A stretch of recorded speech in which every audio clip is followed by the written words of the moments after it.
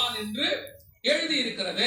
இப்போ இவர் பிழைக்கிறதுக்கு நீங்க பசி ஆயிட்டீங்க, இப்ப சாப்பிடறதுக்கு ஒண்ணும் இல்லை, இந்த வனாந்தரத்துல நீங்க சாக போறீங்க, இந்த கல்லுகளை என்ன செய்யுங்க, அப்பமாக்கி சாப்பிட்டுடுங்க. ஏன்னா அவருக்கு அந்த வல்லமை இருக்குன்னு அவனுக்கு தெரியும். ஏன்னா அவர் ஏற்கனவே மண்ணையே பழமா மாத்தினவரு, மண்ணையே மரமா மாத்தினவரு, பூமியிலிருந்து முளைக்க பண்ணினார். அப்படிதான் இருக்குது. பூமியிலிருந்து எல்லாத்தையும் முளைக்க பண்ண தேவன் இவர்தான், தேவனாகிய கர்த்தர். அப்ப இவருக்கு ஒரு கல்ல அப்பமாக்க முடியாதா அப்படின்னா முடியும். அந்த வாய்ப்பு, அந்த அதிகாரம் அவருக்கு இருக்கு. இப்ப அவன் சொல்றான், இதை நீ அப்பமாக்கி புசியும் அப்படின்னும் போது, முதலாம் ஆதாம் இவன் வார்த்தைக்கு கீழ்ப்படிந்து பழத்தை புசித்தான். ஆனா இரண்டாம் ஆதாம் இவன் வார்த்தையை மறுத்தார். இதுதான் முதலாவது வெற்றி, முதல் பிரமாணம். ஆண்டவர் சொல்றாரு, ஆதாம் என் உடன்படிக்கையை மீறினான் அப்படின்பார். என் உடன்படிக்கையை மீறின ஆதாமை போல அப்படின்னு வசனம் சொல்லும். அதோட அர்த்தம் என்னன்னா, கர்த்தர் அங்க ஒரு உடன்படிக்கை பண்ணி இருந்தாராம். என்ன உடன்படிக்கை பண்ணி இருந்தாரு?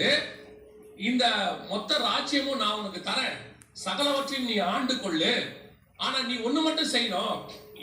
அதாவது பார்வன் யோசேப்பை பார்த்து ஒரு வார்த்தை சொல்றாரு, ஞாபகம் இருக்கும்னு நினைக்கிறேன். நீ எல்லாருக்கும் உனக்கு கீழ்பட்டிருக்குது, சிங்காசனத்தில் மட்டும் நான் உனக்கு என்ன செய்வேன், மேலாக இருப்பேன். அந்த மாதிரி ஆண்டவர் எல்லாத்தையும் ஆதாமுக்கு கீழ்படிச்சிட்டு, ஒரே ஒரு விஷயம் மட்டும் நீ சாப்பிடாத, இதுக்கு எனக்கு என் வார்த்தைக்கு நீ கீழ்படி, அவ்வளவுதான். இந்த மர விஷயத்துல என் வார்த்தைக்கு தான் நீ கீழ்படினோம் அப்படிங்கறது அங்க விஷயம். இப்போ அந்த ஒரு விஷயத்தை அவன் மேற்கொள்ளணும். யாரோ சொன்னாலும் அதை அவன் சாப்பிடக்கூடாது. எல்லாம் அவனுக்கு கீழ்பட்டிருக்கு, இது ஒண்ணு மட்டும் கீழ்படியில. இதை அவன் என்ன செய்யணும், மீறணும். அதாவது யார் சொன்னாலும் அதை மீறி சொல்லணும். மாட்டேன், நான் சாப்பிட மாட்டேன், நான் கர்த்தருக்கு கீழ்படுகிறவன் அப்படின்னு சொல்லணும். இதுதான் அவனுக்கு வச்ச டெஸ்ட். இந்த உடன்படிக்கையை அவன் மீறினான் என்று வசனம் சொல்லுது. ஓசியாவின் புஸ்தகம் 6:7 வாசிங்க. அவர்களோ ஆதாமை போல் உடன்படிக்கையை மீறி அங்கே விரோதமாய் துரோகம் பண்ணினார்கள். இந்த சாப்பிட்டதுதான் கர்த்தர் சொல்றாரு, உடன்படிக்கையை மீறி. என்ன உடன்படிக்கை?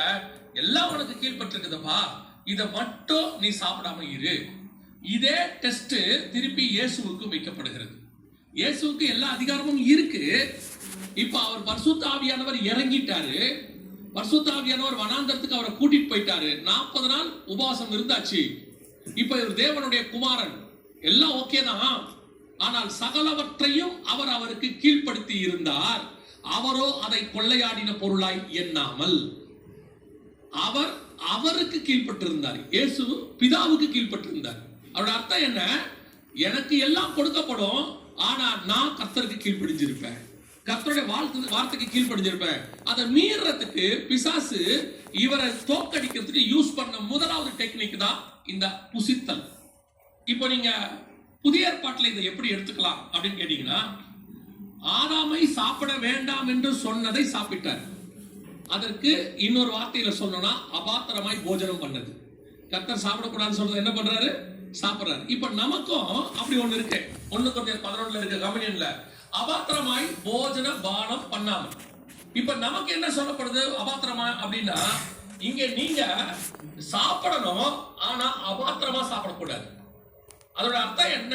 இப்போ நோவாவை பார்த்து ஆண்டவர் வார்த்தை சொல்றாரு, ரொம்ப அழகா இருக்கும். 9ஆம் அதிகாரத்துல நோவா எல்லாம் முடிச்சாச்சு, வெளியே வந்த உடனே அவரோட ஒரு உடன்படிக்கை பண்றாரு, பிரமாணம் ஏற்படுத்துறாரு. நியாய பிரமாணம் அங்கதான் ஃபர்ஸ்ட் உருவாக்கப்படுது. அந்த இடத்துல தான் நியாய பிரமாணம் உருவாக்கப்படுது. 9ஆம் அதிகாரத்தை சொல்லும் பொழுது 4வது வசனம், மாம்சத்தை அதன் உயிராகிய ரத்தத்தோட புசிக்க வேண்டாம். அதாவது ரத்தத்தோடு கூட புசிக்க கூடாது என்பது பிரமாணம். இப்ப இங்க ரத்தத்தோடு புசிக்க வேண்டாம் என்பது பிரமாணம். இந்த இடத்துல அவன் சாப்பிடலாம், மாம்சம் சாப்பிடலாம், ஆனா ரத்தத்தோட சாப்பிடக்கூடாது. இங்க சகலவித கனிகளையும் புசிக்கலாம், ஆனா இந்த கனியையும் சேர்த்து சாப்பிடக்கூடாது. நன்மை தீமை அறியத்தக்க கனியையும் சாப்பிடக்கூடாது. அங்கே ஒரு பிரமாணம், இங்கே ஒரு பிரமாணம். இப்ப இவரு என்ன பண்ணாரு? இப்ப நம்ம எல்லாருக்கும் தெரியும், ரத்தம் மாம்சம் இது ரெண்டையும் இயேசு எங்க கொண்டு வராருன்னா, இது என்னுடைய ரத்தமா இருக்குதுன்னு திராட்சை ரசத்தை கொண்டு வராரு. அவருடைய சரீரத்தை மாம்சமா கொண்டு வராரு. இது என்னுடைய மாம்சமா இருக்கிறது அப்படின்னு அப்பத்தை கொண்டு வராரு. சரீரத்தை இது என் சரீரமா இருக்கிறது. ரத்தத்தை சொல்லும் போது இது திராட்சை ரசத்தை, இது என்னுடைய ரத்தமாக இருக்கிறது அப்படின்னு ரெண்டையும் புசிக்க சொல்றாரு. இங்க நோவா திராட்சை ரசத்தின் குடி வெறி தெளிந்து, திராட்சை ரசம் குடிச்சதுனால நோவாவுக்கு என்ன வந்துருச்சு? குடிவெறி வந்துருச்சு. நோவா காலத்துக்கு முன்னாடியே குடிவெறி இருந்துச்சு. நோவா காலத்துக்கு முன்னாடியே குடிவெறி இருந்துச்சு. எங்க இருந்துச்சுன்னு கேட்டீங்கன்னா, இந்த இடத்துல புசித்தும் குடித்தும் பெண் கொண்டும் பெண் எடுத்தும் இருக்கு. மத்திய 24:37-38. அதே காரியம் லூக்கா 21 சொல்லும்போது 34 வாசிங்க. உங்கள் இருதயங்கள் பெருந்திண்டியினாலும் வெறியினாலும். இன்னைக்கு பெருந்திண்டியின் காலம் இது. எந்த திரும்பி எடுங்க, ஒரு தெருவை பாருங்க, 10 கடை சாப்பிட்ற கடை தான் இருக்கு. விதவிதமா சாப்பிட்ற கடை. ஒன்னு ரெஸ்டாரண்ட், ஒன்னு பேக்கரி, ஒன்னு இதுக்கு மட்டும், ஒன்னு அதுக்கு மட்டும், ஒன்னு ஜூஸ் குடிக்கிற இடம், எல்லாம் பாருங்க பெருந்திண்டி பெருசாயிடுச்சு. முந்தைய இது மாதிரி எதுவுமே இருக்காது. எதா இருந்தாலும் வீட்டுக்கு தான். வீட்டுக்கு போய் தான் டீயோ காஃபியோ மோரோ சாப்பாடோ எல்லாம் அங்க எது இருக்குதோ இல்லையே போய் ஒரு ரசத்தையாவது சாப்பிட்டு படுக்கிற காலம் ஒண்ணு இருந்துச்சு. பெருந்திண்டி. அடுத்து குடிவெறி இருக்கு பாருங்க, புசித்தும் குடித்தும் இருக்கு இல்லையா? அதுக்கு லூக்கா 21 என்ன சொல்லுது? உங்கள் இருதயம் பெருந்திண்டினாலும் வெறியினாலும். இதுதான் நோவா காலத்துல இருந்தது. வெறி, குடி வெறி. இது எப்ப இருந்துச்சு? நோவா காலத்திலேயே இருந்துச்சு. நோவா காலத்துக்குன்னா ஜலப்பிரளயத்துக்கு முன்னாடி இருந்துச்சு. இப்ப நோவா வசனம் சொல்லுது, நோவா திராட்சை ரசத்தின் வெறி தெளிந்து அப்படின்னு 9ஆம் அதிகாரம் 24 வாசி. நோவா திராட்சை ரசத்தின் வெறி தெளிந்து விழித்த போது. இப்ப என்ன அர்த்தம்னா, இந்த ஸ்பிரிச்சுவலா அதான் சொன்னா, இதுக்கு பின்னாடி இருக்கிற ஆவிக்குரிய விதத்தை நீங்க யோசிச்சீங்கன்னா, ரத்தம் என்பது திராட்சை ரசம் என்பது அவர் மாம்சத்தின்படி திராட்சை ரசம் வெறி அப்படின்னு வச்சுக்கலாம். அப்படிதான் இருக்கு.